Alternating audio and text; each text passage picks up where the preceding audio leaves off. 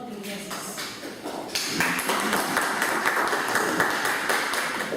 Muy bien, bueno, vamos a continuar con lo que tuvimos oportunidad de revisar en la clase anterior. Fue una clase bastante intensa, con bastante contenido. Yo solamente quisiera recordar algunas cosas antes de continuar, ¿no? Algunos esquemas que nosotros justamente nos planteamos para entender a qué nos referíamos con situación de riesgo, de protección familiar provisional, de protección familiar permanente. O sea, con un pequeño preámbulo antes de continuar, porque yo sé que no todos necesariamente estuvieron en la clase. De quienes están acá, ¿quiénes estuvieron en la clase? ¿Ustedes dos? ¿Alguien más? No, solamente dos de ustedes, ¿no? Entonces, bueno, lo que estamos viendo nosotros es un decreto legislativo, es una ley, que esta ley refiere a la de protección familiar de niños o el riesgo de Estado, así se llama la ley. O sea, está referida a lo que es la tutela estatal, cuando los niños están en situación de riesgo, repito, o en desprotección familiar. Entonces, nosotros hemos planteado algunos esquemas que son de bastante utilidad, que nos pueden ayudar. El primero de ellos es cuando los niños están en situación de riesgo. Habíamos dicho que no había que retirar al niño de su familia, sino era el Estado que interviene en la familia para que la familia se haga cargo del niño, ¿no? Esa es la primera situación. Repito, en riesgo de desprotección familiar. El niño todavía puede continuar en su entorno familiar, pero el Estado tiene que brindar un soporte a la familia para que ésta se haga cargo del niño. ¿De acuerdo? Ese es el primer supuesto.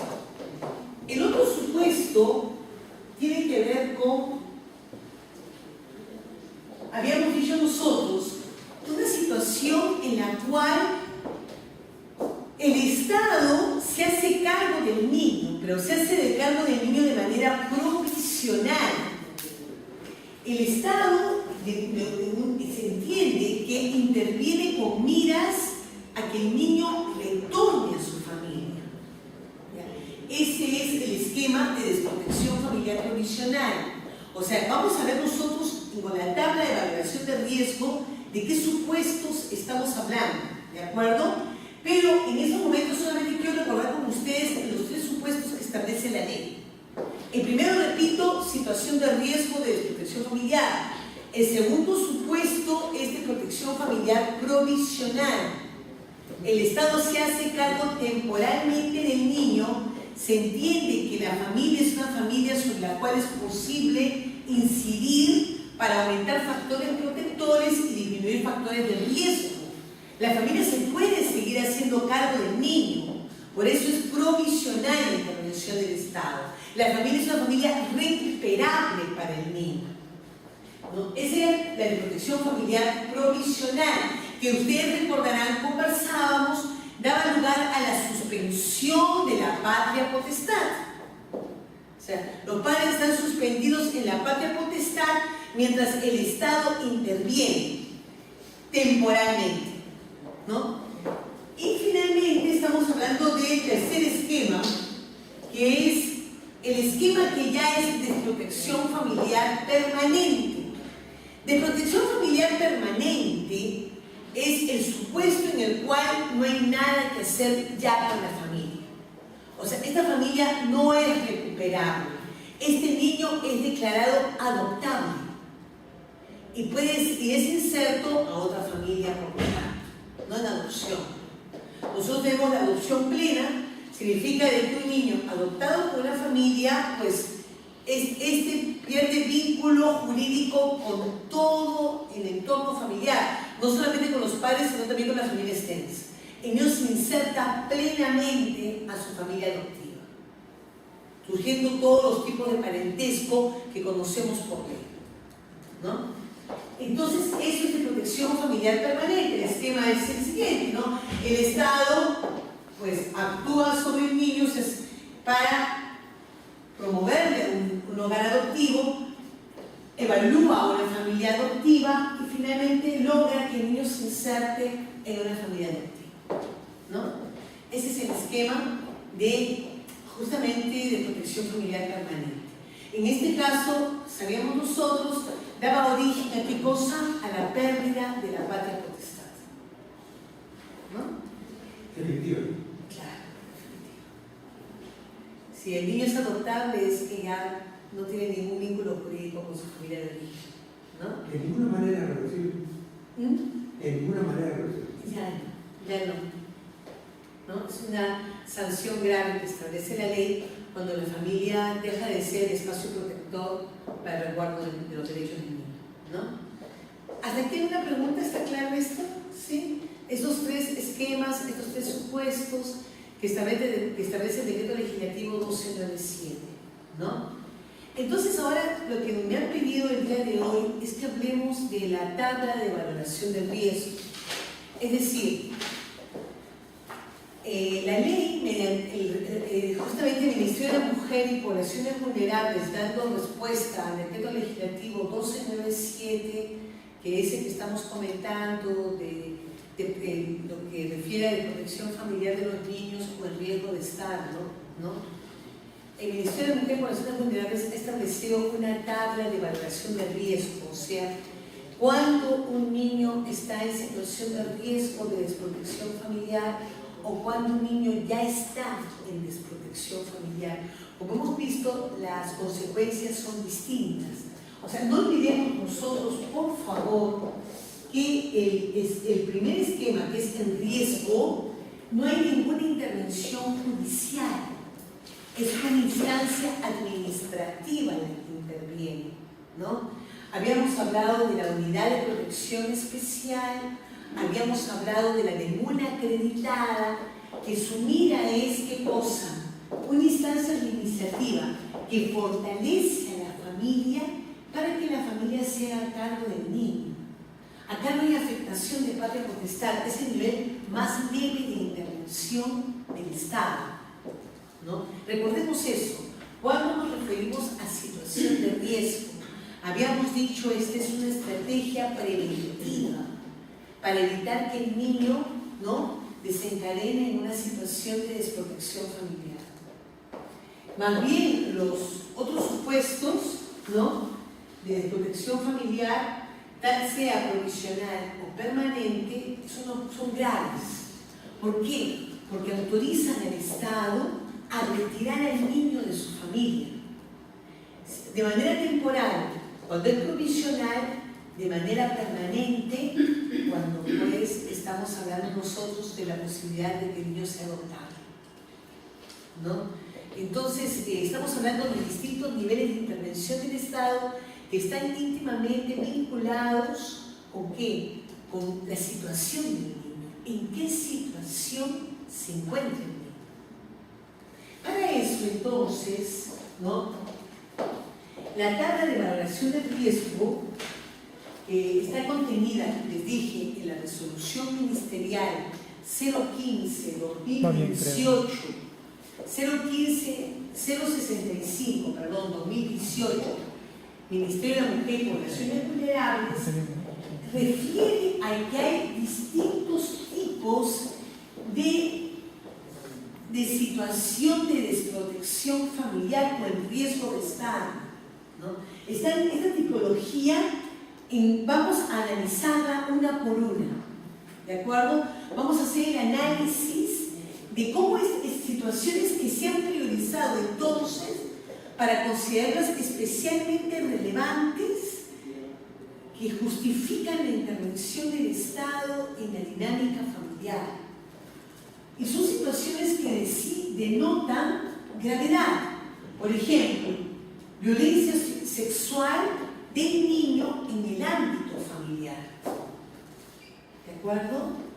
Después, explotación sexual de los niños, violencia física de los niños en el ámbito familiar, violencia psicológica en el ámbito familiar, trabajo de los niños, niñas, adolescentes en situación de calle o aquel que suponga una afectación de derechos, vida en calle de los niños, mendicidad de los niños, negligencia o descuido de los padres, conductas de riesgo en la familia de origen, trata de niñas, niños y adolescentes y abandono de los niños.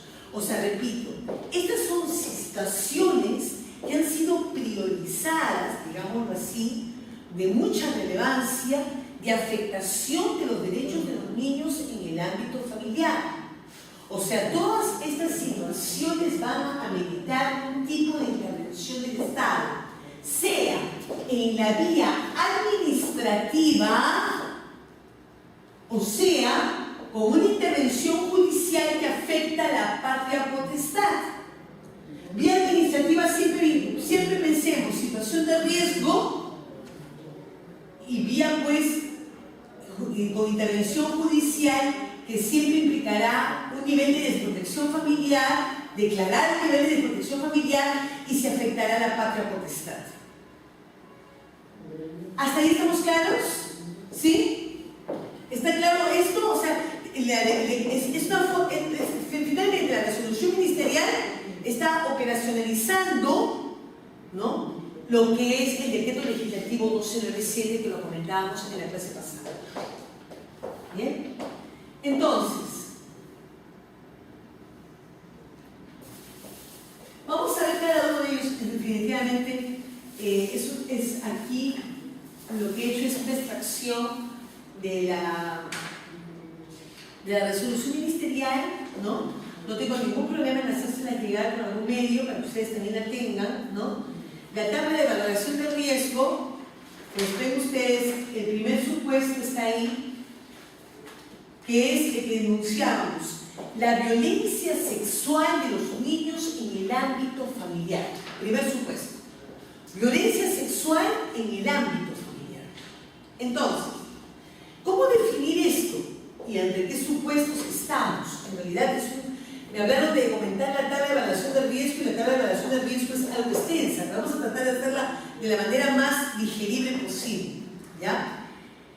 Dice violencia sexual en el ámbito familiar. ¿Cómo definir la violencia sexual en el ámbito familiar de los niños? Dice, todo acto de índole sexual propiciado por un adulto o adolescente para su satisfacción puede consistir en actos con contacto físico, como tocamiento, frotamiento, besos íntimos, coito, interfemoral, actos de penetración, con el órgano sexual o con las manos o con los dedos, o sin contacto físico, como puede ser exhibicionismo, actos compelidos a realizar en el cuerpo del abusador o tercera persona, imponer la presencia en situaciones en que la niña o niño se baña o utiliza los servicios higiénicos, obligado a presenciar o utilizado en pornografía, acoso sexual por medio virtual o presencial, entre otros. Tratándose de niñas, niños y adolescentes, no se considera necesaria que medie la violencia o amenaza grave para considerarse la violación o abuso sexual, ¿no? Entonces, esta es la definición. Cuando hablamos de violencia sexual en el ámbito de los niños y en el ámbito familiar, son todas estas manifestaciones que hemos señalado. Ahora, miren ustedes, cuando tenemos ahora que tratar de entender cuándo estamos en una situación de riesgo o de desprotección familiar, y eso lo dice la tabla de valoración del riesgo. En principio dice lo siguiente, en términos generales para situación de riesgo o de protección familiar, dice, para la valoración de la situación de riesgo o de protección familiar, en esta tipología únicamente se toma en cuenta la actitud o comportamiento de la familia de origen, ya que los indicadores de la situación de la niña, niño o adolescente han sido detallados en la definición. O sea, en otras palabras, para poder nosotros constatar que estemos en este supuesto con respecto a la niña o el niño, podríamos, o el adolescente, podríamos nosotros sencillamente probar que se ha constituido alguno de estos supuestos de abuso sexual.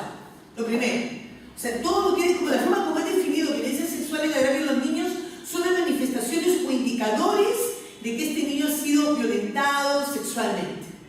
Lo primero que hay que demostrar para que se justifique la intervención del Estado. Pero ahora vamos a tratar de entender cuándo estaríamos en una situación de riesgo y cuándo estaríamos en una situación de desprotección familiar. Como ustedes deducirán, situación de riesgo siempre será supuesto ¿no? En situación de riesgo dice, el familiar no agresor, de todo este acto de violencia sexual es en el ámbito familiar, el familiar no agresor responsable del cuidado del niño, niña adolescente, realiza la denuncia inmediatamente después de haber tomado conocimiento del hecho. O sea, aquí hay un tema protector. O sea, el familiar que está a cargo del niño hace la denuncia. ¿De acuerdo? O sea, es un tema importante. ¿Por qué? Porque hay un entorno finalmente protector. Para que se haga la denuncia es sencillamente que haya alguien atento a lo que le sucede al niño, atento a poner término a la violencia. Dice, además, la familia de origen y el niño, niña adolescente no comparte la vivienda con su agresor y definitivamente ha realizado la denuncia. O sea, en otras palabras, el agresor no vive en el entorno familiar. Y finalmente, el familiar responsable del cuidado del niño, niña adolescente, muestra interés por su protección. Entonces, estos supuestos que acabo de mencionar, en principio, un familiar que vive con el niño y denuncia el caso, que el agresor no viva con el niño en su entorno familiar, que el familiar que se hace cargo del niño quiera brindarle protección, esto hace que la situación del niño sea una situación que no amerita retirarlo de su familia. Recordemos que cuando es situación de riesgo, como lo graficamos al inicio, cuando es situación de riesgo, es el Estado interviniendo en la familia para que la familia se haga cargo del niño. Lo que acabo de leer yo, que es los supuestos de situación de riesgo de desprotección familiar, es que hay familia que se está haciendo cargo del niño, pero es una familia que necesita fortalecerse, afianzarse para saber cómo protegerlo mejor. ¿Este niño ha sido violentado sexualmente? Sí, estamos en ese supuesto, pero no es necesario retirarlo. Hay ahí, pues, justamente un agente protector que es el responsable de su cuidado. ¿Me he dejado entender? ¿Sí? ¿Me están siguiendo? ¿Me está siguiendo, doctor? ¿Sí? Ya, entonces, ese es sí. Sí. Todo lo que se lee ahí con respecto a la violencia sexual son delitos. Así es. Por lo tanto, hecha la denuncia, ese individuo debe ir a la cárcel. Por supuesto. No sale de la misma. Por supuesto. Y todo lo que se queda supuestamente. Lo que pasa es que, claro, es cierto, ¿no?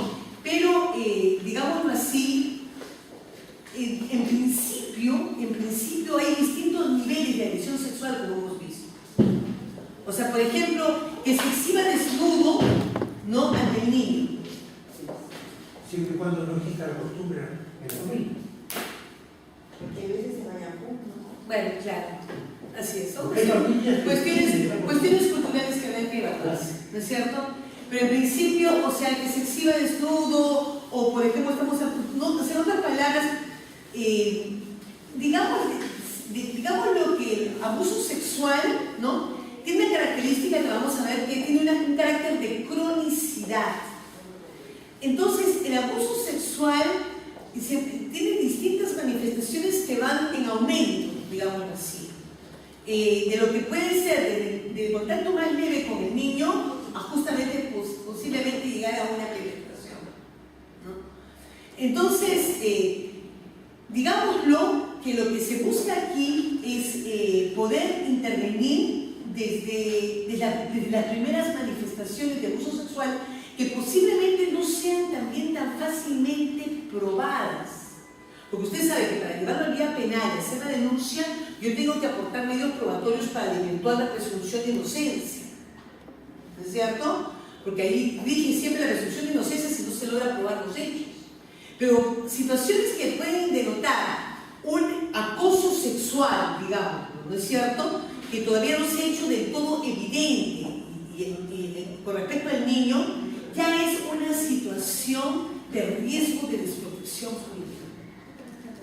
Entonces, de conocerse el caso en su nivel más leve, digámoslo así, como en el más grave, ¿no? Si es en el más leve, o sea, podríamos nosotros considerar la posibilidad de que el agresor todavía continúe en el entorno familiar. Y hay que tomar medidas. Y por eso es que estará en riesgo, dice la ley, estará en riesgo de protección familiar si el agresor no vive en ese entorno familiar. O sea, en otras palabras, no ha sido detenido, no ha sido privado de libertad, sencillamente no vive en ese entorno familiar. Entonces, está en situación de riesgo. Ese es el supuesto. Ahora, claro, puede darse el supuesto también de que ya ha sido detenido, ¿no es cierto? Pero que ha sido detenido ¿por qué? No porque haya denunciado el familiar que tiene al niño bajo su cuidado, sino porque de repente otra persona lo denunció. Entonces ahí ya estamos viendo que ya no está tanto en riesgo de desprotección, sino que ya hay indicios de desprotección familiar, porque conociendo el responsable del cuidado del niño que había habido violencia y no denuncia, ya es una situación de desprotección familiar. ¿Me dejo entender? ¿Sí? Entonces, yendo al tema de desprotección familiar, ¿cuáles son los indicadores en este supuesto de violencia sexual en agravio de los niños, niñas y adolescentes? ¿En qué supuestos se habla de desprotección familiar? Gracias. En primer lugar, miren, o sea, son situaciones que ya denotan que no hay una persona que ha asumido el cuidado y atención del niño. Dice, la familia de origen no realiza la denuncia, a pesar de tener conocimiento del hecho. Distinto es como lo vimos en situación de riesgo. En situación de riesgo, sí había una persona que estaba al cuidado del niño que procede a la denuncia. Después dice, el cuidador principal, no agresor, no muestra interés por la protección del niño, niña o adolescente, y obliga a la niña, niño o adolescente a mantener los hechos de violencia sexual en silencio. O pone en duda el hecho de la violencia sexual. O permite los hechos de violencia sexual. O culpa a la niña, niño o adolescente por las consecuencias de dar a conocer la violencia sexual. O es cómplice del agresor. O negocia el silencio de la violencia sexual a cambio de retribución económica o entrega de bienes. O concilia un matrimonio entre la adolescente y el agresor. O expulsa a la niña, niño o adolescente del hogar. También cuando el agresor vive con la niña, niño o adolescente.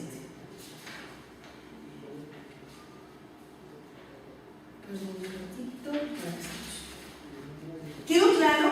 Entonces dense cuenta ustedes del nivel, o sea, ¿cuál es la diferencia aquí entre este supuesto de violencia sexual en el ámbito familiar entre situación de riesgo y desprotección familiar? Tiene que ver mucho con el actuar de la familia de origen del niño. O sea, tiene mucho que ver porque, claro, si es que, decíamos, hay riesgo cuando la familia se enteró de la situación y denuncia. Pero en el caso, pero ya hay desprotección familiar cuando oculta, cuando pide silencio al niño, cuando no denuncia, cuando se hace cómplice del agresor sexual. Y estamos hablando de supuestos, ojo con esto, estamos hablando de violencia sexual en el ámbito familiar. O sea, y es lo más común, ¿no? Lamentablemente, la violencia, estadísticamente se conoce que la mayor agresión, los casos de mayor agresión con respecto a los niños suelen darse en su propio ámbito familiar.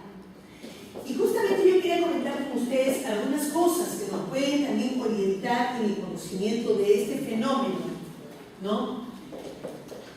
Miren ustedes, un niño que es víctima de violencia sexual en su entorno familiar tarda mucho en contar, y a esto se llama develamiento. O sea, el develamiento puede durar meses y hasta años. ¿Por qué? Porque en el niño hay un tema de confusión de sentimientos, hay sentimientos de culpa. Por un lado, también este niño ama a su agresor porque es un miembro de su familia. Puede ser su padre, puede ser su hermano, puede ser su tío. O sea, acá hay mucho el tema presente del incesto. O puede ser el padrastro. El padrastro, hay mucha cifra en padrastro, ¿no? Es un factor de riesgo la presencia del padrastro en la dinámica familiar. No estamos satanizando los padrastros porque habrá padrastros para sacarse el sombrero, ¿no es cierto?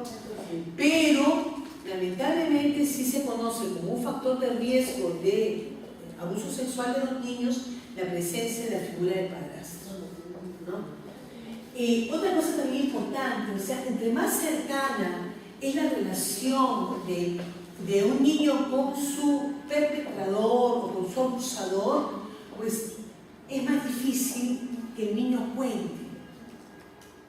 Es más difícil, ¿no? Otra cosa también importante es que en realidad lo que suele darse más en niños más pequeños es lo que se conoce como el develamiento accidental. O sea, el niño no tuvo intención de contar lo que había pasado, pero digamos lo que accidentalmente lo cuenta. Entre más pequeño es el niño, más se da el develamiento accidental. Por ejemplo, yo recuerdo de un caso en el cual la profesora manda a los niños a dibujar y una niña termina dibujando un pene, un genital masculino.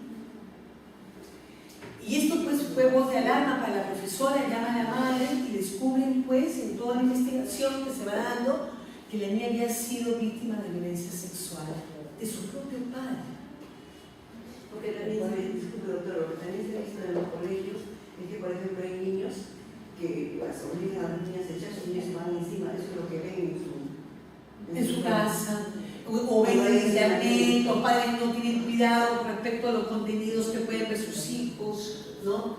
Entonces, tantas cosas que pueden pasar, pero bueno, ese es un tema también importante. También el tema de los niños con discapacidad, lamentablemente, son niños con mayores riesgos de ser víctimas de violencia sexual, ¿no?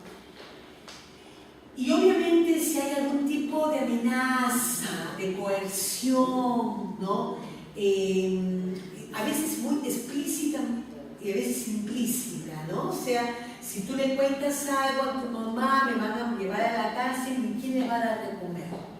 O si tú le cuentas a tu mamá, yo la voy a tener que matar, ¿no? O sea, cosas así que hacen que los niños se lo creen y por eso que los niños no cuentan, ¿no? Y por eso es tan importante el apoyo parental. O sea, en otras palabras, lo que nos dice acá esta resolución ministerial es fundamental. Estábamos diciendo que la diferencia entre situación de riesgo y de protección familiar estaba en el hecho del mayor apoyo que se le brinda al niño. ¿Qué tanto se le cree al niño lo que cuenta? ¿Qué tanto se denuncia? ¿Qué tanto se le protege? ¿No? Entonces, si no hay apoyo parental, es en realidad más difícil que se dé el develamiento, que el niño continúe reafirmando que su denuncia es cierta, ¿no? Porque lo que pasa mucho también, y esto en realidad se ve en la mayoría de los casos, es que el niño devela, o sea, denuncia, pero luego tiende a retractarse. No, me equivoqué, no es verdad lo que yo dije, no es verdad. ¿Por qué? ¿Por qué se da eso? Porque hay mucha presión en el entorno familiar. Mucha carga emocional. Mucha carga emocional. Dice doctora que los niños y los borrachos no mienten, pero hay madres que cuando los niños dicen algo así, ¿no? Lo niegan. Lo niegan. Acá justamente dice, el hecho de que, por ejemplo, en su entorno familiar se esté negando al niño que esté diciendo la verdad, ya es una situación que pone al niño en desprotección familiar. Pero sí se da el caso. Por ejemplo, hay madres que no denuncian porque como no saben trabajar y están esperanzadas en el dinero que les dé el hombre, entonces en muchos casos se da eso. Yo vivo en Villa El Salvador. He visto muchos casos porque he trabajado años atrás con Médicos Sin Fronteras Bélgica, en aquella época que usted recuerde cuando había muertes por violación, que las violaban y las hacían a las niñas. Ahí se descubrió, por ejemplo, un psicólogo que se bañaba en su casa con todas sus hijas. Él desnudo, no tenía bebés en sus cables. Él desnudo, su mujer, sus hijas, todos. Se pareja como, ahorita acá lo que enseñan a veces si es postura. No creo yo bien que esté en cosas que no van a hacer argumentar a las personas que quieran bañarse y salir y exhibirse. El problema, ¿sabe cuál es ahí? Sin ser yo psicóloga, pero yo creo que con un mínimo de criterio o sentido común, es que los niños tienen que aprender a temprana edad los límites. ¿Por qué? Porque claro, si es que ellos ven, o sea, naturalmente, el hecho de bañarse, que vean su cuerpo, entonces eso que nos garantiza que después no va a pasar lo mismo con un tercero, ¿no? Igual, o sea, si es que, por ejemplo, los niños tenemos a veces costumbre de algunos padres de besar en la boca, ¿no? Eso no está bien, porque el niño va creyendo que esa es la forma, pues, que corresponde. No es decir, ¿sabes qué, hijita? Conmigo no vas en la boca, no, pues, o sea, en realidad, después este niño puede, un tercero que debe besarle en la boca y mi papá me besa en la boca, si mi papá me besa en la boca no debe ser nada malo. Los niños necesitan saber cuáles son los límites, ¿no? O sea, en otras palabras, que ellos tienen que cuidar efectivamente su persona, ¿no? Que nadie tiene por qué tocarlos, ni ellos tienen por qué ver desnudos, porque hay que respetar su cuerpo. Por supuesto. Entonces, los límites es un tema de importancia crearlos a temprana edad. Entonces, en lo que es el develamiento, habíamos hablado también de primero lo que puede darse es una negación. O sea, el niño se niega esta posibilidad de que haya habido abuso sexual. Después puede haber un develamiento tentativo, ¿no?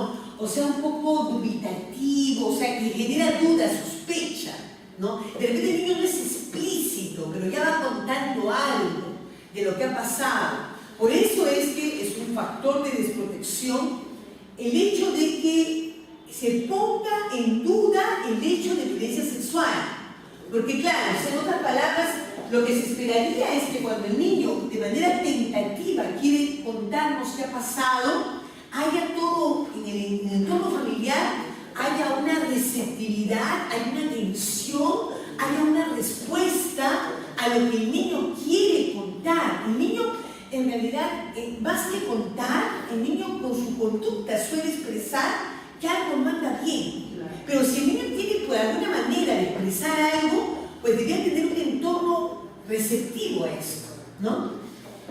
¿Por qué? Porque el niño primero tentativamente va a querer contar algo, luego lo va a contar, o sea, en realidad ya más claramente lo que ha pasado, pero va a haber también, como les dije, un momento en que posiblemente el niño va a querer retractarse, va a querer negarse. Yo encontré un expediente una vez que, por ejemplo, un niño, una niña, había narrado pues justamente cómo se había dado el acoso sexual en la dinámica familiar, como el padre, por ejemplo, cuando la niña se bañaba, corría la cortina para verla desnuda, cosas de esa naturaleza, va contando, ¿no?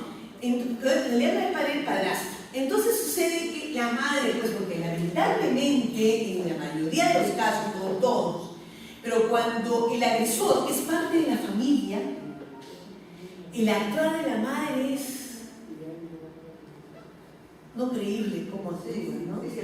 Se lo niega, es una mentirosa, es una tan celosa, es un padrastro, por eso que dice todo lo que dice, o sea, suele tener este tipo de reacción, ¿no es cierto? ¿Para qué? Para evitar cualquier sospecha de delito. Entonces, el asunto es que yo he visto que en un expediente, que como la madre tuvo esa reacción y la niña tuvo mucha presión, lo que la niña termina haciendo es escribir con su manito al juez, y eso es el expediente, ¿no? Que lo que había dicho era mentira, ¿no? Que lo que había dicho era mentira y que realmente pues todo lo que había planteado no era verdad, y que por lo tanto el único que verdaderamente sabe la verdad es Dios. Así terminamos. Ahora, un tema muy interesante. Hay un pleno jurisdiccional de 2011 que ha afirmado que en lo que tiene que ver con delitos de violencia sexual, la retractación tiene que valorarse conforme al contexto familiar donde se origina. O sea, no hay que creer necesariamente la retractación, o sea, la negación que pudiera ser una víctima de violencia sexual a posteriori conforme a lo que dijo. Y también se plantea en este pleno, ¿no?, que se ha acordado justamente algunos criterios, ¿no?, en relación a lo que puede ser la conducta de la víctima de violencia sexual. Se plantea que, por ejemplo, cuando hay distintas declaraciones, que unas son inculpatorias y otras no, se debe dar mayor credibilidad a las inculpatorias.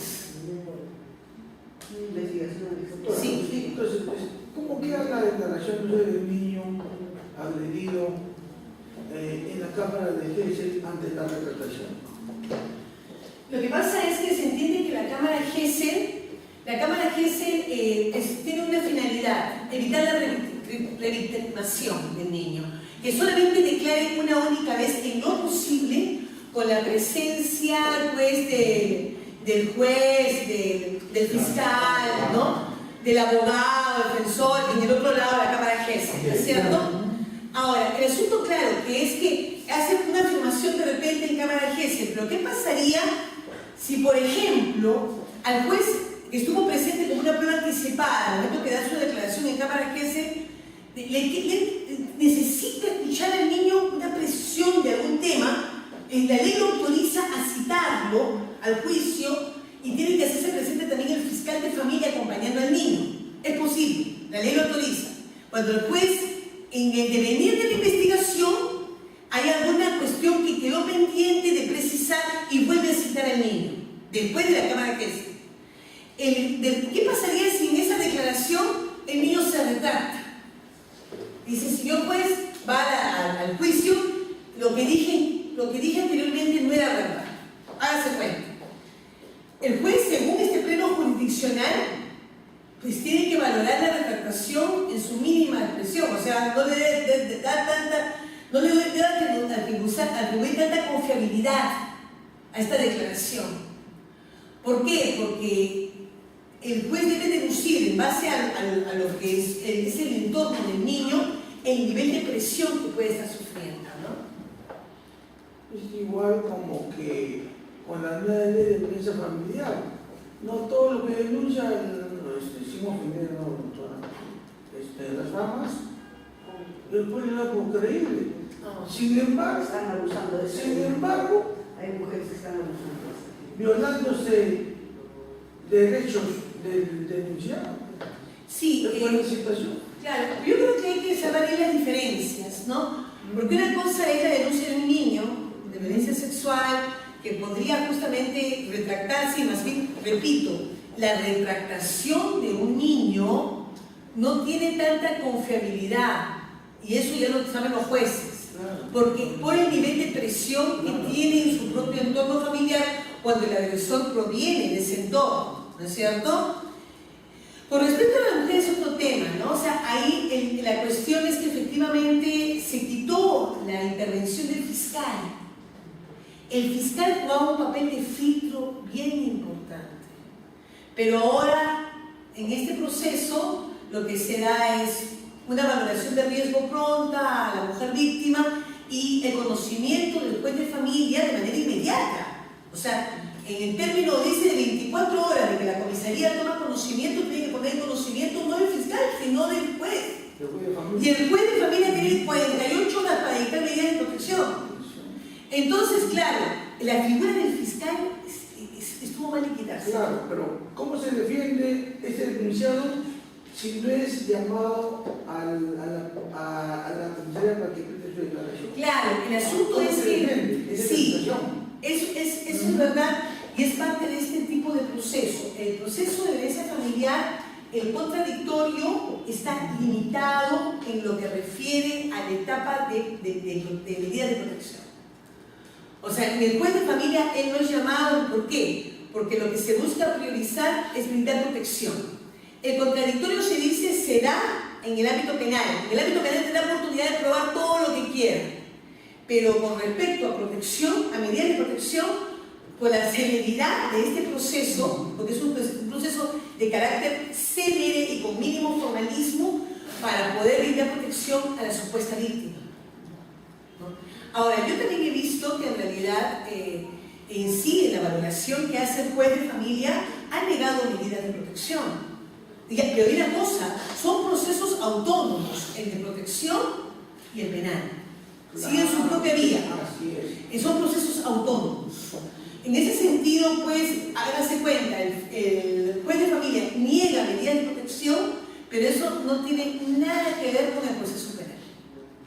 Porque violencia familiar es delito, ¿no? O sea que la medida de protección no necesariamente nos hablan de que el denunciado sea culpable. Así es. O sea, puede ser que se niegue la medida de protección y puede ser que al final en el proceso penal sea condenado. ¿Se dan cuenta? Son procesos autónomos, con finalidades distintas reguladas por la ley 30.364. Pero en realidad es un tema aparte, es distinto a lo que estamos conversando, ¿no? Entonces, hasta acá estamos claros, ¿no es cierto? O sea, lo importante aquí es ver en qué dinámica se suele dar este tema de la violencia sexual y sobre todo qué es lo que, según la tabla de valoración del riesgo, correspondería ser en cada supuesto, ¿no? Estamos tratando de un poquito ahondar en este tema de violencia sexual un poquito más allá de lo que nos dice la tabla, ¿no?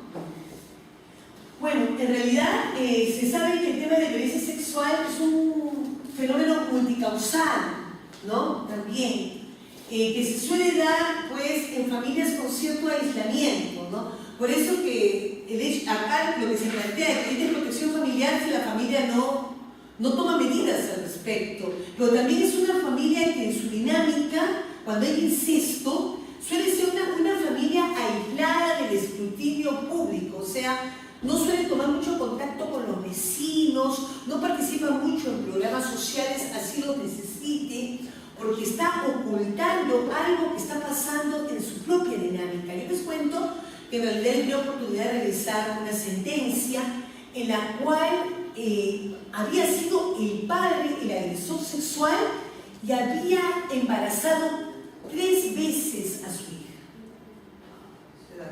3 veces. Y lo peor de todo, la madre estaba presente. ¿No? Ahora, hay estudios que plantean que cuando la mujer no reacciona, a pesar de estar en sus narices este problema, es porque ella ha sido víctima en un momento y ella se niega inconscientemente que esto puede estar pasando. Por eso que las negativas que vemos a veces reiteradas a la mujer, no, ¿cómo va a ser? No puede ser, es porque ella ha sido víctima de violencia sexual y se niega a aceptarlo porque es como revivir lo que ella vivió, digamos, de esta manera, ¿no? También damas con problemas de dependencia, personalidad muy dependiente, o con mucho temor a la verdad. Claro, hay personalidades dependientes emocionalmente, económicamente, claro. Yo una vez escuché a una psicóloga clínica que decía de que las personas que violan han sido violadas. Es un tema que sí hay mucha incidencia en esto. Y nos dijo a nosotros, ¿no? ¿Por qué ustedes culpan solamente ustedes están a favor de la víctima, más no del que era? Entonces hay que, yo ahí siempre repeté, le dije, pero doctora, ¿usted qué nos está diciendo, no? Que debemos aceptar, que debemos que...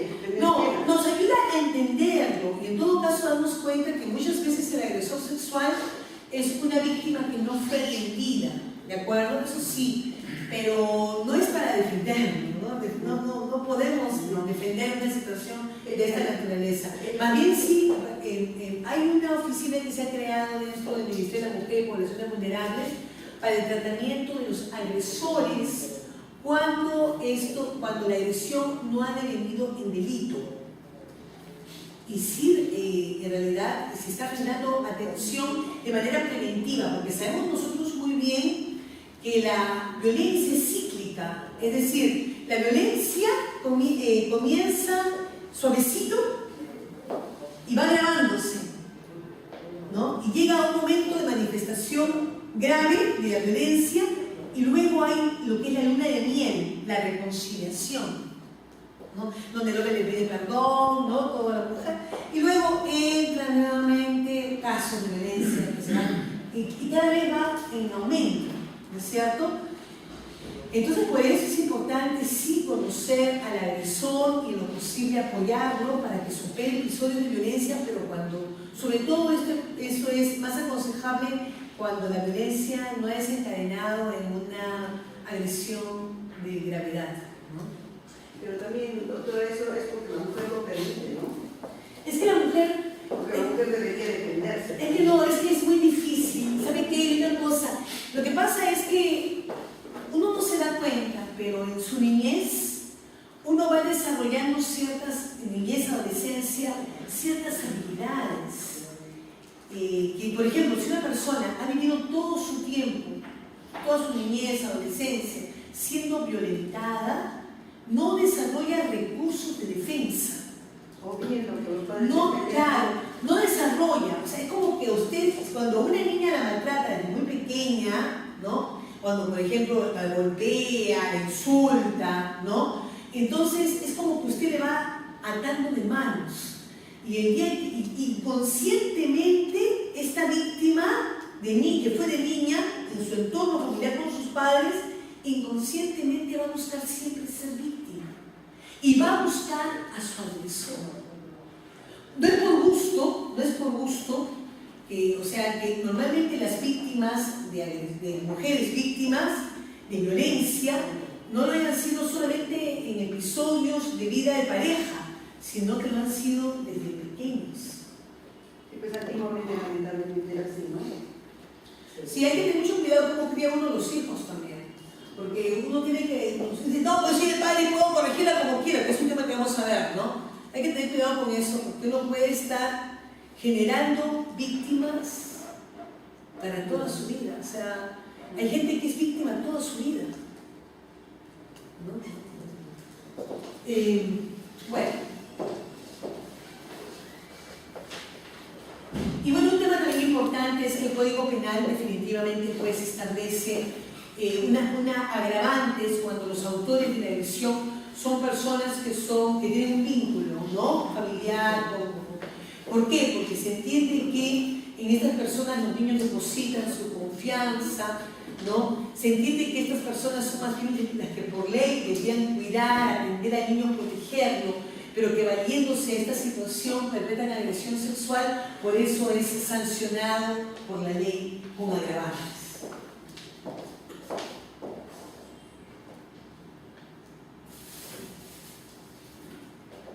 Una cuestión también interesante es lo que nos dice Cecilia Grossman, ¿no? Cecilia Grossman nos plantea que en realidad el tema del incesto requiere de una menor dosis de violencia, ¿no? Ese es un tema muy triste, pero es necesario conocerlo, saberlo para entender en estos casos, pero los niños están esperando de manera muy natural que las personas que ellos aman, que son sus padres o padrastros o tíos, pues le manifiesten lo que es el cariño, ¿no? Le manifiesten gestos de amor, de cariño. Ellos nunca se van a imaginar que los pueden dañar con ese cariño, ¿no?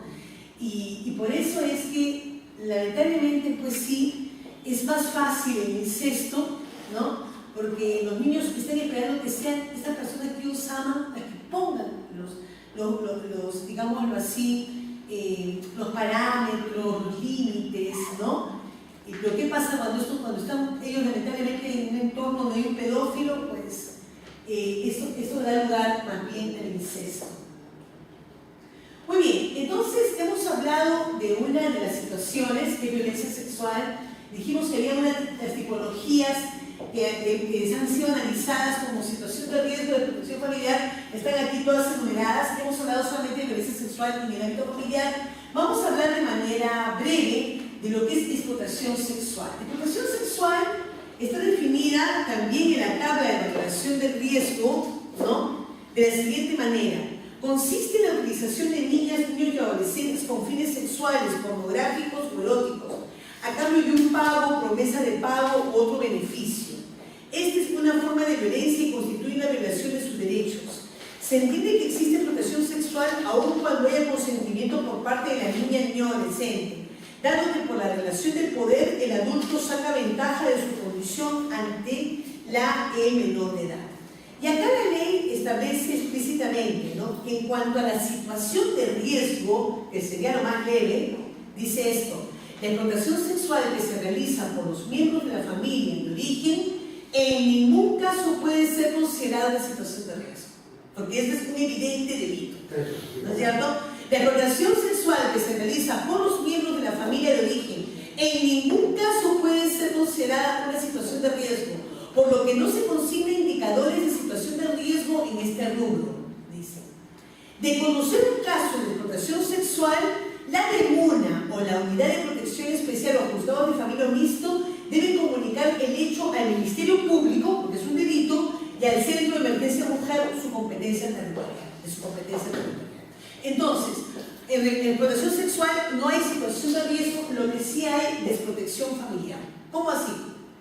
Dice, cuando hemos dicho que desprotección familiar da origen a ¿qué? Afectación de la patria potestad, ¿no es cierto? Porque estamos hablando de cómo ante una situación de un delito, en este caso, que se comete en agravio del niño, la familia reacciona para brindar protección, ¿no? Acá dice, la niña, el niño o adolescente se encuentra en la explotación sexual realizadas en la vía pública o lugares clandestinos. O sea, se entiende que la familia permite esto. Eso se ve generalmente. ¿No? Si la familia permite esto. Protección sexual, ¿qué cosa es protección sexual? Lo definimos, ¿no? Pero es, por ejemplo, lo que también podría conocerse como prostitución. Pero doctor, eso se ve seguido ahí en la selva. Claro. La misma familia de inclusión, así es. O la familia de origen conoce o no de la situación, no importa eso. La familia puede recibir o no un beneficio económico. O la familia de origen puede o no ver expulsado al niño o adolescente del hogar, ¿no? Entonces son situaciones en las cuales ameritaría que el Estado lleve al niño a un albergue. Por eso, recordemos que protección familiar siempre es albergue, sea temporal, albergue o acogimiento familiar, ¿no? Sea temporal o sea permanente. Pero doctora, ¿qué piensa usted de los albergues? Porque también se dice que hay abusos sexuales. Claro, los albergues es última medida, es una medida extrema. El albergue no es garantía de tampoco, no es garantía de mucho. Por ello es que más bien ahora el decreto legislativo 1297 ha creado lo que es el acogimiento familiar, la figura de acogimiento familiar, para que sea colocado el niño en una familia sustituta, ¿no? Para que ésta le brinde apoyo, cuidado. El abuso sexual infantil, cuando dice CDN, es Convención sobre Derechos del Niño, ¿no? Se establece en la Convención este supuesto de explotación sexual, ¿no? Y se indica que los estados deben adoptar todas las medidas posibles para proteger a los niños de este tipo de prácticas. Muy bien, avanzamos con otra. Miren qué importante es ver que otra de las tipologías es violencia física en agravio del niño. Y acá sí nos encontramos nosotros en un tema bien importante y muy cotidiano en nuestra realidad, ¿no? Miren ustedes, ¿cómo es definida la violencia física en la tabla de valoración de riesgo? Es la acción o conducta ejercida a través de la fuerza o el poder, intencional o no intencional, que ocasiona daño a la integridad corporal o a la salud de la niña, niño o adolescente. Entonces, eso es lo primero. En otras palabras, están diciendo que es una acción o conducta ejercida a través de la fuerza o el poder. Ya. Estamos hablando todos estos supuestos en relación al ámbito familiar, ¿no es cierto? Porque estamos calificando si hay o no de protección familiar. Entonces, en este supuesto es un niño que está siendo maltratado en su propio entorno familiar, maltrato físico, violencia física, ¿no? Y que ocasiona entonces una afectación al derecho a la integridad corporal, dice la ley, o a su salud. Y luego nos dice intencional o no intencional. Qué interesante. Porque ustedes saben que nosotros tenemos una práctica, una costumbre que se ha arraigado mucho en nuestra sociedad, que es de corregir o disciplinar a los hijos con golpe Y con insultos. y con insultos. Yo les hago una pregunta acá, solamente me gusta hacerles esa pregunta.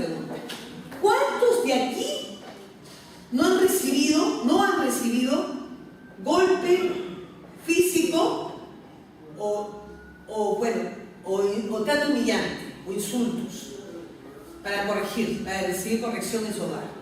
Cuando niños. Sí. No ha recibido, nunca. También nunca.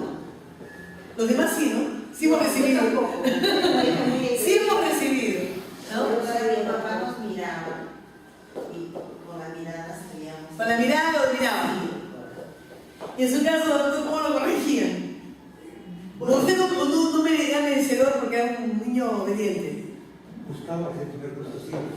Era el ejemplo, digamos. El ejemplo. Por eso nunca recibió. Lo he visto después, creo que era injusto con tu profesor. A los hermanos sí daban. No, porque me ponía de ejemplo a mí. Ah, ya, claro. Doctor, en mi caso, porque yo era la única.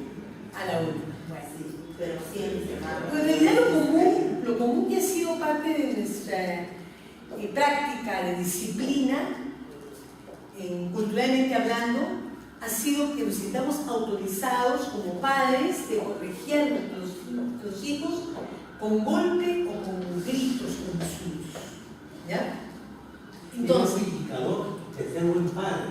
Era un indicador de ser buen padre. Si se hacía, era que había buena corrección en casa, ¿no? Y se hacía supuestamente para que fuéramos nosotros personas realmente correctas, ¿no? Inclusive hay adultos que dicen, yo soy lo que soy. Yo soy lo que soy porque me dieron de alma. Padre me moría. Así es. Justificando el maltrato. Sí, Justificando el maltrato. En su oportunidad era un buen resultado. No, lo que pasa es que en realidad ha habido un desconocimiento de otras alternativas de disciplina. Nosotros no hemos conocido cómo disciplinar a los niños. Hemos tolerado, digamos así, naturalizado, ¿no? Que a un niño se le pueda golpear cuando se porta mal, ¿no? Como si esto fuera lo más efectivo, ¿no? Y acá, acá se nos pone límites y vamos a conversar sobre este tema. Miren, un niño está en situación de riesgo cuando la niña, el niño o adolescente recibe de manera reiterada u ocasional violencia física en cualquier parte de su cuerpo que le cause dolor y es ocasionado por uno o varios miembros de la familia de origen. ¿Ya? Entonces, eso por un lado. O sea, en otras palabras, repito, según el decreto legislativo 1297, una familia en donde a los hijos se disciplina con golpe es una familia que el niño está en situación de riesgo de desprotección familiar. ¿Ya? Ahora, vamos. Miren ustedes. En realidad, todo esto tiene que ver con lo que nos plantea la Convención sobre los Derechos del Niño, que es el Tratado de Derechos Humanos, la norma de rango constitucional, de la especialidad. La Convención habla del derecho a la integridad de los niños, para comenzar, y habla del desarrollo integral, el desarrollo pleno de todo su potencial humano. O sea, cada uno de nosotros nace con un potencial. Cada uno de nosotros podría aspirar, lograr algo muy bueno en la vida, digámoslo así. Tenemos todo un potencial para hacerlo. Pero lamentablemente este potencial se ve truncado con el maltrato, con la afectación del derecho a la integridad. Porque el maltrato afecta el autoconcepto, afecta la autoestima, ¿no? Y tiene pues una serie de secuelas y traumas y consecuencias. Las neurociencias que estudian el cerebro han detectado que hay como manchas blanquecinas en el cerebro cuando una persona de su niñez ha sido sometida a mucho estrés. Y el maltrato genera estrés, ¿no? Entonces, según la Convención, se refiere que los padres tienen obligaciones o responsabilidades comunes en la crianza de los hijos, pero que todo el mecanismo de crianza tiene que siempre estar inspirado en el interés superior del niño. O sea, buscando siempre lo que más le beneficia, ¿no?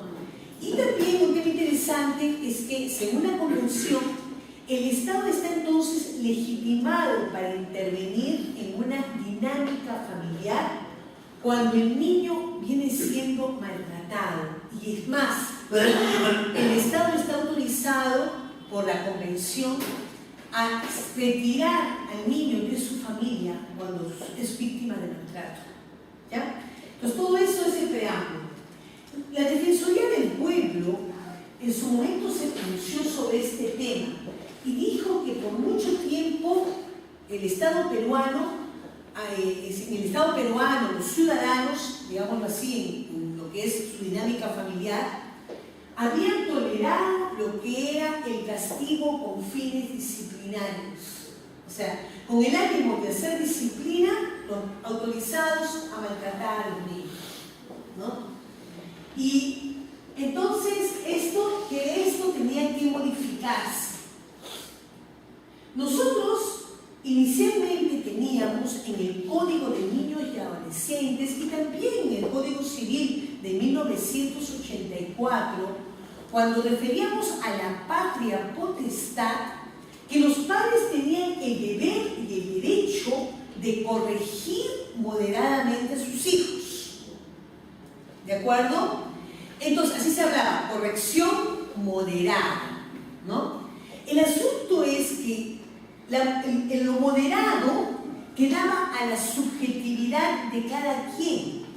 Para algunos, moderado podría ser, pues, un par de correazos, el uso de San Martín, o de repente un cocacho, una cachetada, una patada. O sea, ¿qué cosa es lo moderado?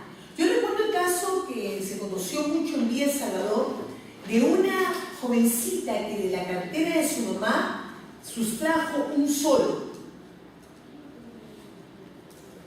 La madre, para corregir a la niña, ¿qué hizo?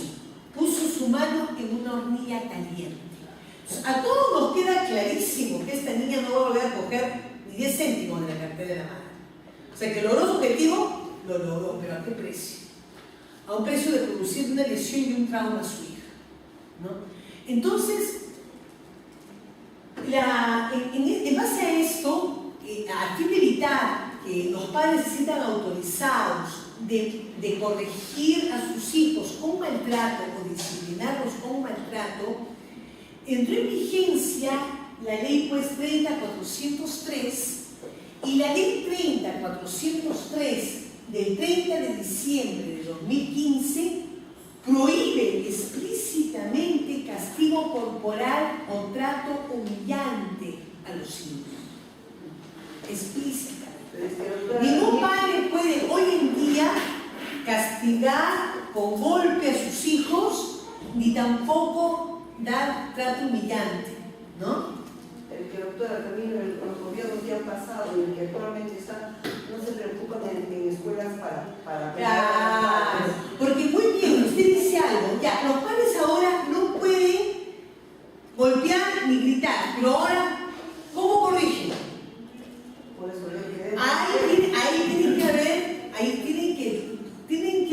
el Estado tiene que preocuparse por generar, pues, efectivamente, distintos mecanismos, sea a través de la escuela, sea en las parroquias, o en las iglesias.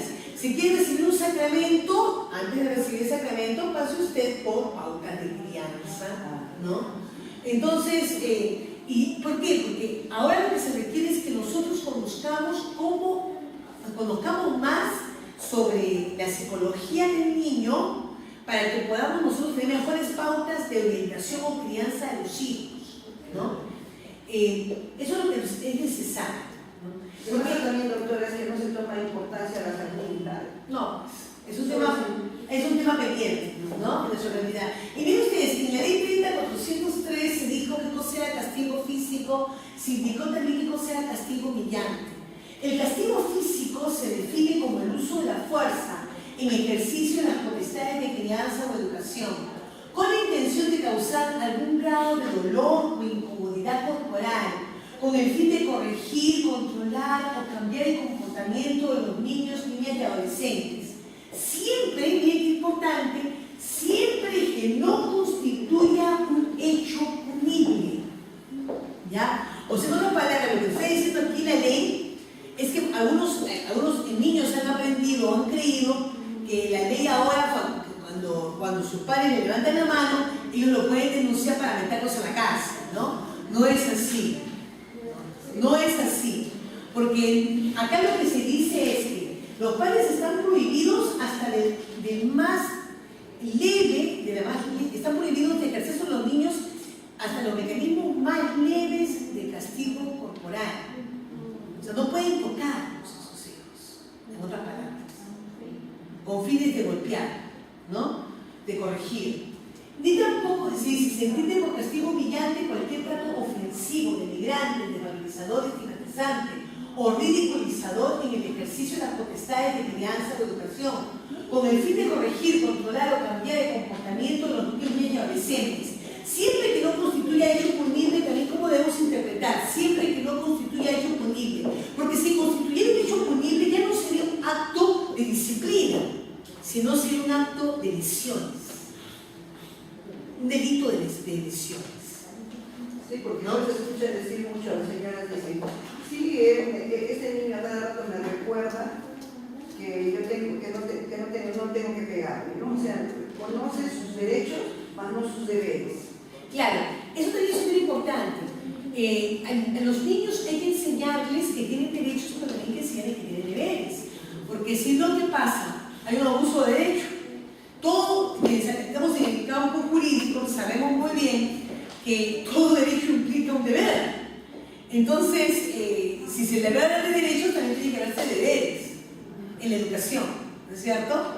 Muy bien, entonces, yo quisiera justamente, hecho énfasis a esta ley, la 30.403, y a esta prohibición explícita de la ley de ejercer algún tipo de castigo corporal o trato humillante del niño, porque la situación de riesgo que está en esta tabla de evaluación alude a esto.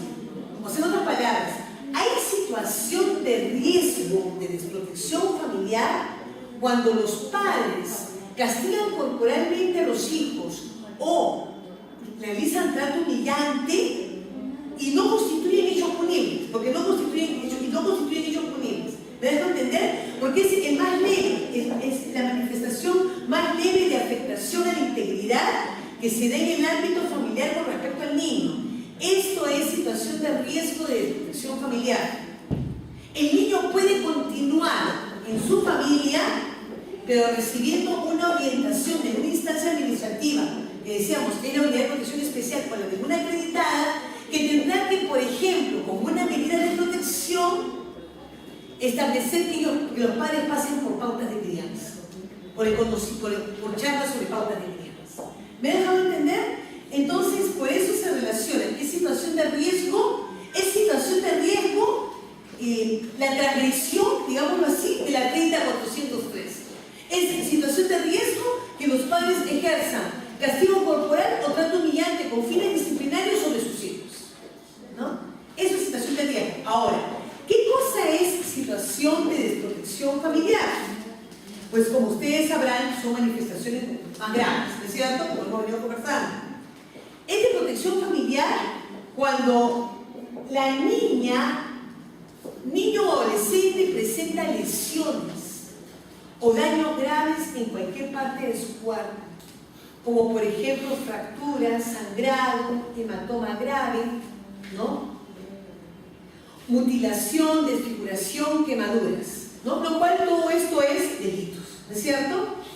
La niño o adolescente ha sido expuesto a situaciones que ponen en riesgo su vida como consecuencia de la violencia física, o la niño o adolescente presenta trastornos mentales como resultado de las lesiones sufridas, ¿no?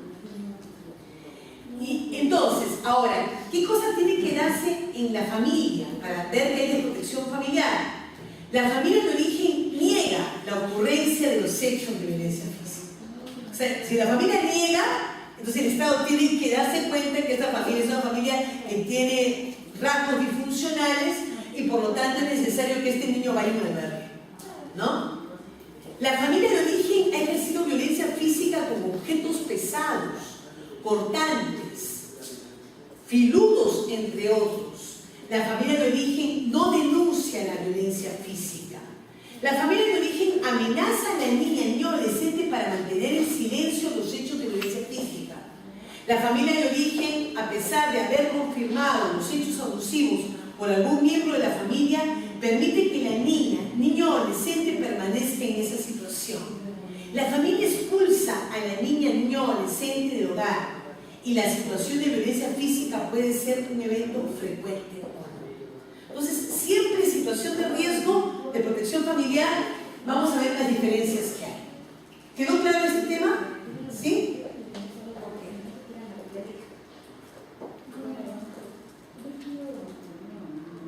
Muy bien, entonces vamos a otro tema interesante. Otro supuesto, otra tipología es cuando se hace trabajar a los niños. El trabajo de niños, niñas y adolescentes. Es muy común ver en los jóvenes vendiendo caramelos. Es muy parte de nuestra realidad, ¿no? Perdón, pero creo que me he salteado algo.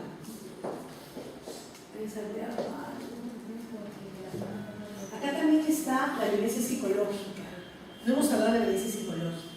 ¿Cómo entender la violencia psicológica? Es la acción o conducta intencional o no que afecta psicológica y emocionalmente a la niño o adolescente, que se define por la hostilidad verbal crónica en forma de insultos, desprecio, crítica o amenaza constante, bloqueo de las iniciativas de interacción o exponer a situaciones traumáticas. ¿Cuándo es situación de riesgo? Cuando se da amenaza, encierro, rechazo, ignorar, denigrar, restringir su autonomía, manipulación, calificar con ofensas, criticar con intención de daño, comparar, insultar, discriminar con otros similares, ¿no? ¿Y cuándo se constituyen de protección familiar? Dice, la niño adolescente que es expuesto por la familia de origen a las siguientes situaciones traumáticas: presencia de intentos de suicidio de los padres, presencia de asesinatos o torturas, encierro como forma de tortura, privación, necesidades básicas, alimentación, aseo, educación, atención en salud, expuesto a condiciones infrahumanas, agresiones reiteradas a través de expresiones verbales, gestuales y humillantes, a pesar de haber recibido atención del servicio de protección. La familia de origen no realiza la denuncia por la violencia psicológica ocasionada por algún miembro de la familia. La familia de origen niega la ocurrencia de los hechos de violencia psicológica. La familia de origen amenaza a la niño adolescente para mantener en silencio los hechos de violencia psicológica.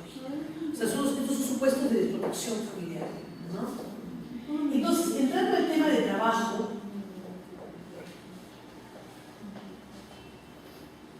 ahí está trabajo, ¿no? Voy a sentar un ratito. Muy bien, entonces, en cuanto al trabajo, se habla del trabajo de niñas, niños y adolescentes en situación de calle o aquel que suponga una afectación de derechos. ¿Cómo entender aquí el trabajo? Se dice, es la actividad económica que realiza la niño o adolescente remunerada o no, que pone en riesgo su integridad física o psicológica, sea esta autorizada o no por la autoridad competente. Esta actividad puede ser realizada de forma dependiente, independiente o familiar. O sea, hay cuestiones que tenemos que saber.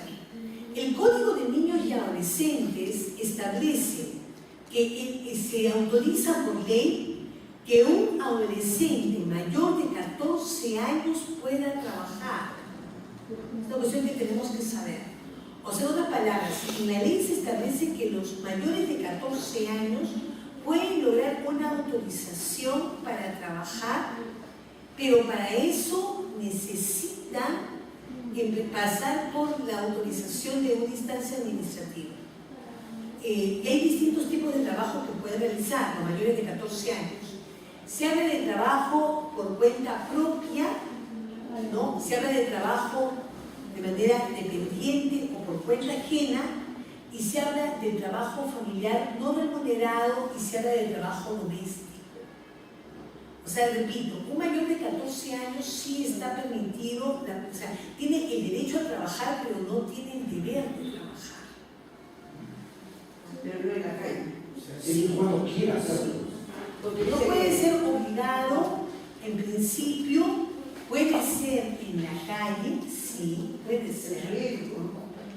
Pero justamente por eso necesita la autorización de una instancia administrativa. Por ejemplo, un trabajo por cuenta propia podría ser de repente vender golosinas en las calles. Es un trabajo que no está bajo las órdenes de ningún empleador, sino que lo realiza por su cuenta. Pues este trabajo necesita la autorización del municipio. La ley establece que necesitaría que la municipalidad le autorice a trabajar. Cuando se autoriza a trabajar, se le pide al adolescente que presente unos documentos. Un documento que se le pide es, en principio, su matrícula escolar. Y para conocer en qué colegio y en qué horario va a realizar sus estudios. Otra cosa que se le pide es un certificado médico, que los expiden gratuitamente en los centros médicos cuando un adolescente lo solicita con fines laborales. Los centros de salud o los hospitales de apoyo. Pueden dar un certificado ahí. Entonces, y obviamente tiene que indicar a este adolescente dónde va a trabajar, en qué parte del distrito va a trabajar, cuál va a ser su horario. ¿De acuerdo? Entonces, toda esta información la brinda a la instancia administrativa para que autorice. Pero ese es un supuesto de un trabajo por cuenta propia, ¿no? Pero también hay un trabajo dependiente o por cuenta ajena. El trabajo dependiente o por cuenta ajena se hace ante el Ministerio de Trabajo. El Ministerio de Trabajo debe autorizar esta actividad laboral. El Ministerio de Trabajo tiene que conocer quién es el empleador del adolescente, tiene que conocer su horario y verificar que el horario que preste en relación de dependencia no entre en conflicto con su horario escolar. Entonces, una cuestión que tenemos que saber es que el trabajo que realizan los adolescentes mayores de 14 años es un trabajo regulado por ley. Lamentablemente, lo que prima en nuestra realidad es que los adolescentes que trabajan, pues no, es un trabajo informal, sin autorización. No se conoce de estas disposiciones normativas porque es importante que, en realidad sería muy importante que se conociera, porque hay una serie de derechos que buscan resguardarse a los adolescentes que trabajan y que esté establecido por ley. Pero todo eso será siempre y cuando sus padres no los puedan ayudar a cuidar, sean muy pobres. Lo que pasa es que, en principio, sabemos nosotros que la patria potestad genera el deber de los padres de proveer el sostenimiento de sus hijos, económico, ¿no? En realidad, ningún menor de edad sujeto a patria potestad tiene el deber de trabajar, pero la ley establece que es un derecho. O sea, si ellos decidieran trabajar y cuentan con la autorización de sus padres para hacerlo, y pueden solicitar la autorización del Estado, ¿para qué? Para que el Estado pueda favorecer a proveerle el resguardo también de sus derechos laborales. O sea, decisión de ejercer su derecho, permiso de los padres, matrícula en el colegio, Certificado médico y autorización de la instancia administrativa. 14 años de edad. No hay otros requisitos. No hay más, son todos los requisitos Y fundamentales. si después deficiente, tiene discapacidad intelectual. No, bueno, si ya tiene un problema de discapacidad, ya hay que más bien prodigarle protección, una discapacidad. Podría verse dependiendo de si es un trabajo ligero. Si es un trabajo ligero, también se le podría autorizar, o sea, podría autorizarse, sí, a un trabajo ligero, y que no lo ponga en riesgo, siempre priorizando el tema de la protección, porque está Entra allí el concepto de adolescente maduro. O sea, no, el emancipado es otro tema. Se habla de el emancipado, es el artículo 46 del Código Civil, que un menor de edad puede emanciparse cuando tiene un título u oficio o cuando contrae matrimonio, ¿no? Es el emancipado. Es una figura distinta. Acá estamos hablando del adolescente que quiere obtener autorización para trabajar. Entonces sí puede darse la autorización. ¿Eso será en casos de extrema pobreza de la familia o no? No necesariamente. No necesariamente, por ejemplo, ¿qué le digo? En realidad hay situaciones en las cuales los padres pueden querer que sus hijos tengan experiencias tempranas de trabajo, de 16 años, ¿no? Que puedan justamente tener un contrato de trabajo, tienen que hacer las gestiones ante el Ministerio de Trabajo para ello. O sea, sí puede ser autorizado. Sin importar ese riesgo que se corre. Lo que pasa es que, claro, se corre el riesgo en la medida en que no hay supervisión. Pero si hay supervisión y se conoce que él está inserto en el ámbito laboral, pues hay mecanismos que la ley establece de seguimiento, de supervisión para que el trabajo que realice siempre sea en buenas condiciones y no ponga en riesgo su salud, su desarrollo integral y su educación, ¿no?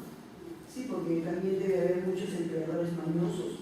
Por supuesto, bueno, sobre todo el trabajo doméstico. El tema del trabajo doméstico es un trabajo muy riesgoso para menores de edad, ¿no? Pero el trabajo doméstico requiere la autorización del municipio. Pero el trabajo doméstico es muy oculto, muy poco conocido. A veces se traen hasta justamente adolescentes del interior del país y se les pone a trabajar y nadie sabe que esta adolescente está trabajando en esta casa. El trabajo doméstico es siempre bien riesgoso, ¿no? Entonces, bueno, lo que les decía es que la ley, la resolución ministerial de la tabla de valoración de riesgo, establece que puede haber una situación de riesgo o puede haber desprotección familiar en los casos también en donde el adolescente o niño esté trabajando, ¿no? Y acá, por ejemplo, vemos nosotros, cuando hay situación de riesgo, dice, la niño adolescente por debajo de la edad permitida, ya sabemos que la edad permitida, ¿cuál es? 14 años, ¿no? Para el trabajo que realiza una actividad económica en la calle o en cualquier otro espacio. Entonces, el primer supuesto de situación de riesgo es que trabaje una niño adolescente por debajo de la edad legal para ser admitido a un empleo o a una actividad económica laboral, ¿no? O sea, quien trabaja por menos de, o sea, por debajo de la edad de 14 años ya se entiende que está en situación de riesgo.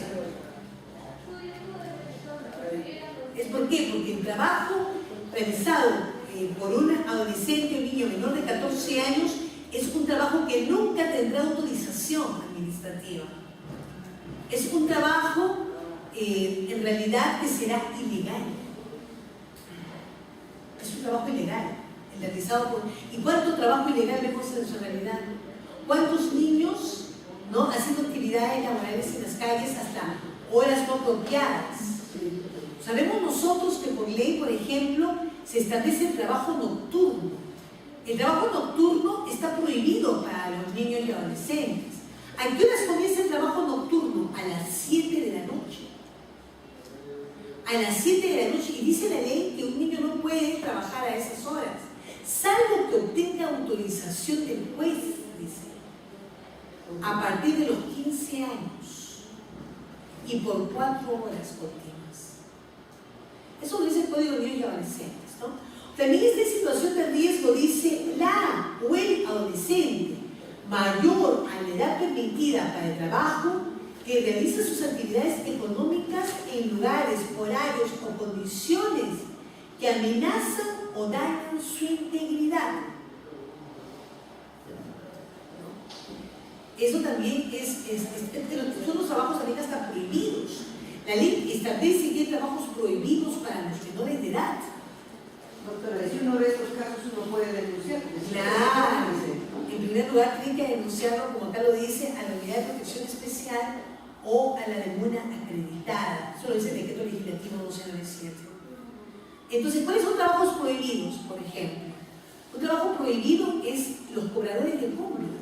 Un adolescente, nosotros nunca podríamos ver a un adolescente como cobrador de combis o cobrador de un medio de transporte público. Si lo vemos, ahí ese es un trabajo prohibido. Como no es también el trabajo prohibido de trabajar, pues, ¿qué les digo?, en subterráneos, en minas, ¿no? Como lo es también, ¿qué les digo?, trabajar en bares, en centros nocturnos, ¿no? Todo eso son trabajos prohibidos para los adolescentes. Y el estar en curso, o sea, incurrir en estos trabajos es una situación de riesgo. Dice, cuando la familia de origen no obliga, no coacciona, ni condiciona a la niña ni adolescente a realizar la actividad económica, pero la realiza en estas condiciones, ¿cierto? Es situación de riesgo. Cuando la familia de origen muestra disposición a recibir apoyo y evitar que continúe la situación de trabajo de la niña ni adolescente. O sea, en otras palabras, situación de riesgo que hemos dicho que es lo más leve en la tabla de valoración de riesgo, ¿no? Es cuando la familia no coacciona, no obliga y más bien está dispuesta a recibir apoyo para que el niño o el adolescente deje de trabajar. El niño que lo está haciendo en una edad no legal para trabajar y el adolescente que lo está haciendo en trabajos que están prohibidos. Entonces, es una situación de riesgo. La familia dispuesta a recibir apoyo. ¿De acuerdo? Pero ¿cuándo estaría en desprotección familiar? Que sabemos que es la situación grave, dice. Cuando la niño o adolescente que realiza alguna actividad económica en situación de explotación laboral o por aprovechamiento de la familia descuida su escolaridad, su salud o integridad personal. Es decir, hay desprotección cuando la familia explota laboralmente. La explotación laboral es un delito hoy en día. Está establecido en el Código Penal y lo vamos a leer en qué condiciones es. La explotación laboral, aquí está, que se llama trabajo forzoso. Trabajo forzoso está en el artículo 168 del Código Penal. Dice, el que somete o obliga a otra persona a través de cualquier medio o contra su voluntad a realizar un trabajo o prestar un servicio, sea retribuido o no, será reprimido con pena privativa de libertad no menor de 6 y mayor de 12 años y multa de 100 a 200 días multa. La pena será privativa de libertad no menor de 12 y mayor de 15 años y multa de 200 a 300 días multa si concurre entre las agravantes que la víctima tiene entre 14 y menos de 18 años de edad y la actividad que desarrolla está prohibida por la ley en razón a su edad. La pena será privativa de libertad no menor de 15 ni mayor de 20 años y multa de 300 a 365 días multa en los siguientes casos. El agente es familiar de la víctima hasta el 4º grado de consanguinidad o segundo de afinidad y la víctima tiene menos de 14 años de edad. Entonces, este supuesto de trabajo forzoso es un supuesto de desprotección familiar. También se dice, cuando la familia de origen obliga a la niña ni adolescente bajo violencia física, amenaza o coacción a realizar actividades económicas en la calle, eso se ve mucho en nuestra realidad, u otro espacio, y puede o no exigir que entregue diariamente un monto mínimo de dinero. Esto se ha conocido ampliamente, ¿no? Como hay padres que obligan a sus hijos a trabajar y a que les den un monto de dinero. La familia de origen obliga a la niña ni adolescente a realizar las actividades económicas en lugares de alto riesgo, como bares, discotecas, prostíbulos, o en zonas donde se microcomercializa la droga. La familia de origen se rehúsa a que la niña ni adolescente abandone la situación de trabajo en calle. La familia de origen permite o obliga que el adolescente realice trabajos peligrosos y actividades peligrosas nocivas para su desarrollo integral. La familia de origen rechaza programas de apoyo social. La familia de origen aprovecha el ingreso económico que genera la niña y niño adolescente. O sea, en otras palabras, en realidad se conocen tantos casos, por ejemplo, los casos de las ligueras de Huachipa, ¿no? Niños involucrados de temprana edad en movilizar a los ladrillos y estos sueltan un polvillo que es altamente perjudicial para las vías respiratorias. O de repente justamente niños muchas veces metidos en socavones, lugares justamente para poder extraer piedra pómez en Arequipa, se ve esto, ¿no? O niños que están pues metidos en lo que son los lavaderos de oro de Madre de Dios, ¿no? Y donde están expuestos a sustancias tóxicas metidos en estos lavaderos. Entonces hay una diversidad de todavía prácticas, ¿no? Que lamentablemente de explotación están sometidos los niños desde temprana edad y que ponen muy en riesgo su desarrollo integral y su salud. Y estas son prácticas de explotación familiar. Bien. Entonces, tenemos ahí todo lo que es el tema del trabajo, ¿no? Sabemos nosotros que sí, que el trabajo dice la Constitución Política del Estado Peruano, el artículo 23, ¿no? Que es en realidad